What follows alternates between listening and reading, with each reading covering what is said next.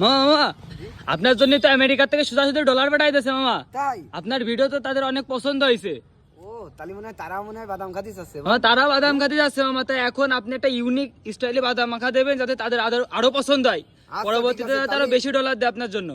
আচ্ছা ঠিক আছে, তাহলে যেন তারা ওই ফেসবুকে আপনাকে এই খাওয়া দেখলে যেন তাদের ভালো লাগে। খাওয়া দেখলে ভালো লাগবে মামা, আপনি সুন্দর করে বানাই দেন, ঠিক আছে? হ্যাঁ, ভালো না লাগলে টাকা দিতে হবে না, আরো যে যখন ডলার পাঠাইছে তাহলে তো ভালো লাগতেই হবে মামা।